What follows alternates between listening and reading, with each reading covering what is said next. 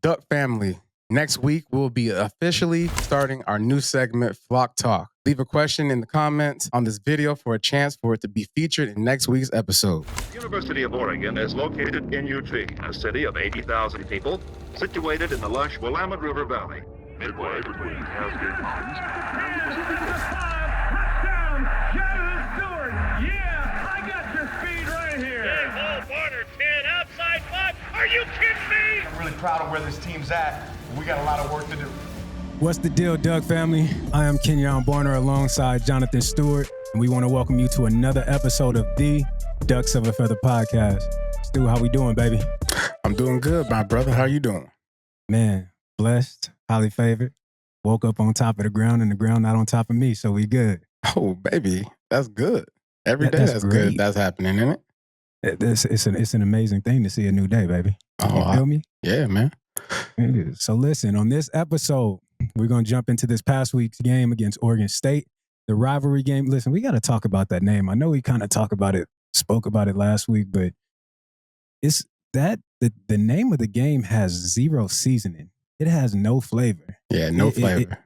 It's bland. It tastes like somebody just took chicken right out the package and threw it on the oven. You know, like them when you go to somebody's house for Thanksgiving, they come out with that casserole. Listen. Hey, what's this? Oh, this is casserole, green beans. Oh, that just came straight out of a Campbell soup, did it? But anyway, let's jump into this week's game, man. What a game it was. It was good to see. It was exciting. Tell me what you thought about the game. Man, I thought it was a really good game, especially coming off those first two victories that didn't feel like victories. No, this was a game not. that meant a lot, not just to, this current team, but to all those that have bled green and yellow all their lives.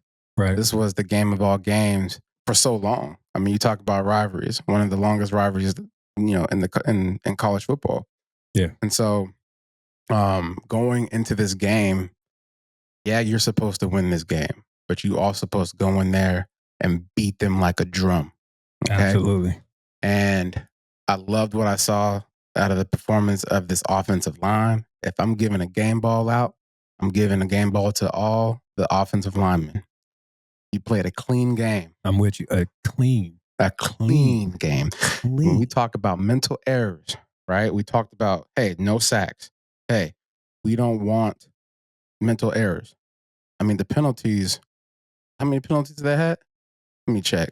They had three. They had three penalties. I think they had three total penalties. Right? They didn't affect the game like the rest of the, like the last two games. When I think about the Oregon Ducks and where they are going into this bye week, the confidence level, I love coming off of a victory and basically, telling the nation like, hey, look, we will sleep.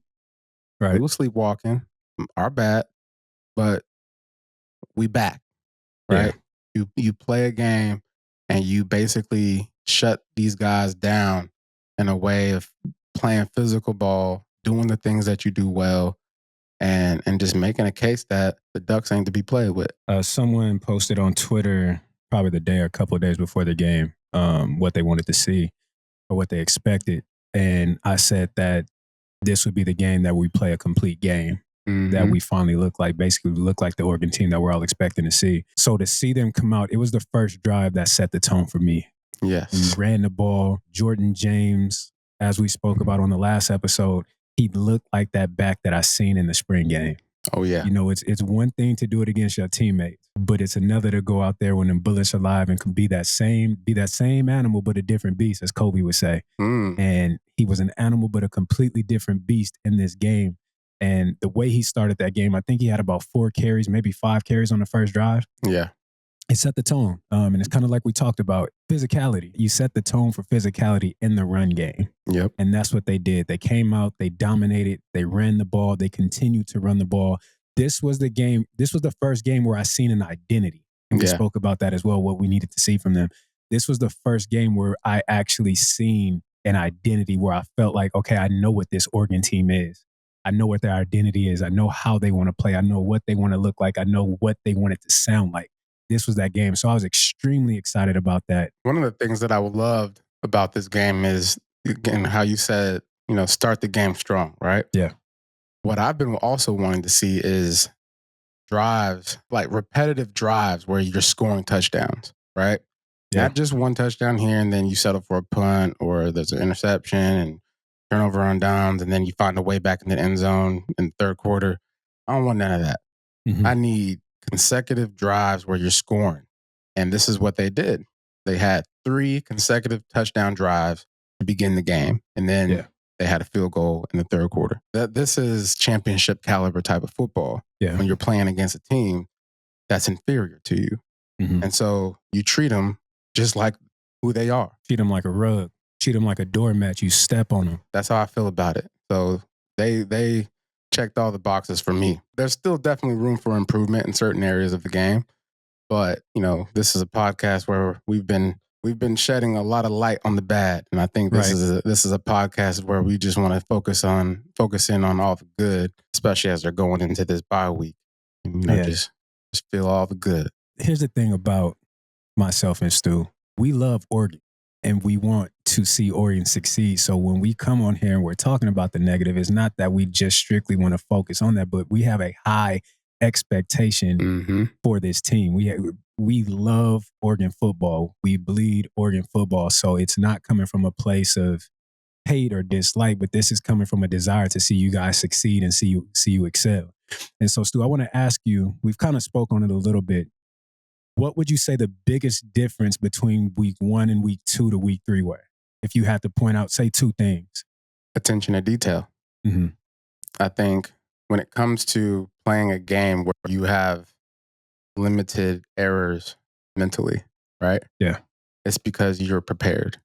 Mm-hmm. You're not going into a game thinking so much. You're just doing what you know you can do. You just playing. You're playing. You're confident. You're confident in the game plan. You're confident in yourself and how you practice that week. You've been challenged, right? They've been challenged week 1. Like, hey, we need to figure out how to run the ball, protect the quarterback. Mm-hmm. Week 2, hey, we still ain't protecting the quarterback, right? And I think the biggest difference is the offensive line. Yeah. Right? If the offensive line blocks and protects, you go as far as the offensive line goes. I don't care who you are or who you think you are. Yeah. If your offensive line is doing work, nasty work, then you're going to have great results. Coach Rivera used to say this: control your inner 8. Yeah. Your attitude, your preparation, and your effort. Yep. I couldn't think of a better way. They couldn't have showed that and displayed that any better than what they did in this game. Their attitude was right. Yep. The preparation, we seen the product of their preparation on the field. Offensive line, 0 penalties. In the last couple of weeks, you've been getting penalized like crazy. So to see that, and then to see the effort in keeping Dillon clean, keeping the pocket clean, the effort in allowing runs to finish downfield. Yeah, blocks downfield, all that. Yep. Yeah, so it was that for me. They controlled their inner 8, their attitude, their preparation, and their effort. That's the biggest difference.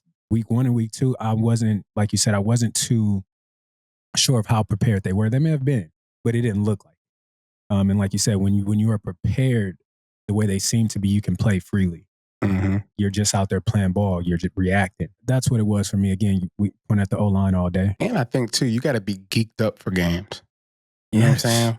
Yeah. And I feel like when Idaho came in, Boise came in, they probably thinking to themselves I like, want to throw Boise in there because Jinty. Yeah, Jinty. You got to get geeked with somebody like that. But they didn't play like it.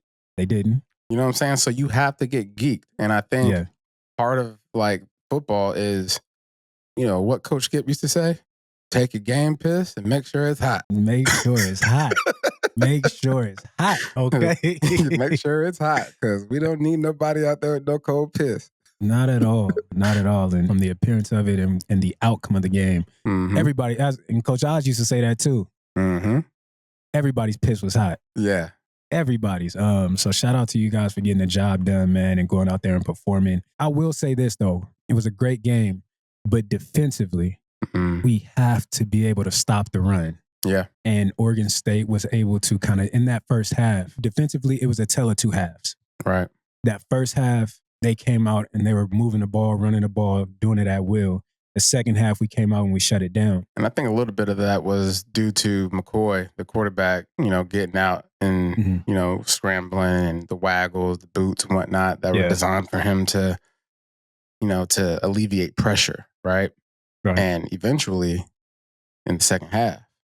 Now, the second half is where we need to be talking about. That defense came to play in the second half. Came to play. They came alive. Yeah, they came alive. They went in that locker room. I don't know what the I think they got cussed out in that locker room. They got cussed out. They got cussed out. I know for a fact they got cussed out. They had to have. They came out in that second half. And they said, hold up now.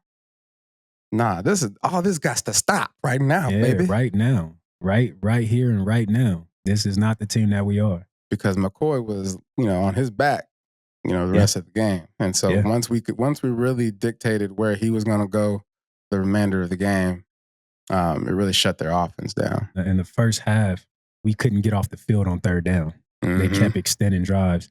And I believe late, I want to say into the fourth quarter, they were 0 for 4, 0 for 5 on third down. So again, it was a tell of two halves. Yeah.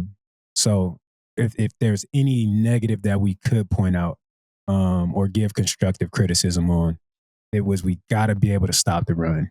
We're going to face bigger. We're going to face better teams going into Big Ten play. We have to be able to stop that run. Any specific player notes, any specific players that popped out to you that you felt we need to highlight right now in this moment? Yeah, I think Tez Johnson. Always Tez Johnson. Always. But in the receiving side of things, he showed up. Yes. And I think Dillon is finding his groove, finding his chemistry with these players. Certain defensive looks, certain players thrive, right? Yeah. Have different concepts defensively, and certain guys are going to thrive depending on who you're playing. And so, and matchups too, right? So you just got to take advantage of those. I mean, he had 7 receptions, 110 yards. That screams to me a guy that is reliable. And when you are in, a rut, which you will be, this is a long season now. Yeah. You're going to play some games where you're just like, man, I need some answers. Tez Johnson is an answer. Terrence Ferguson is an answer. Trayshawn Holden. These guys. Stewie. Yeah, Stewie. Like, I love the fact that Dillon Gabriel has options. Yeah. And that's the confidence that we should all have as fans looking at this team and how they're being led, by Dillon. And, I don't know if you noticed, but Dillon Gabriel proposed this weekend or last week. I didn't see that. Shout out to Dillon. Shout out to DG. Boy, okay, moving on up in this world. There we go, baby. Congratulations. He was probably thinking about this proposal for a long time, the last 2 weeks. He just wasn't a game to do it. He just hadn't had the game to do it yet. Yeah, he was like, look, baby girl, I got to get this off my chest so I can go out there and so I can perform. So will you marry me? And she said yes, probably, Might have birthed a new Dillon, huh? Not yet, he got football to take care of right now. Yeah. Well, not that, ball, not that, just performance-wise. What, Stu? Take care of that football, baby. Where you at right now? Yeah, baby. Look, don't worry about it. You're going to treat that like a speed bump and go right on over that. Yeah, go right on over that. I want to keep it right there with Dillon. I loved his performance. Mm-hmm. He looked comfortable in the pocket. Yes. And what we've seen was if you keep him clean, he will pick you apart. Oh, yes. He'll get the ball, and it's accurate, it's on time, it's down the field, it's intermediate, it's short. He impacted this game in every facet that a quarterback could, and I was also extremely happy to see the quarterback design run on the option. Let me make this clear right now. I owe you an apology because I wasn't too familiar with your feet game, boy, and you got some speed, okay? Yeah, you got some speed. You got him out of there.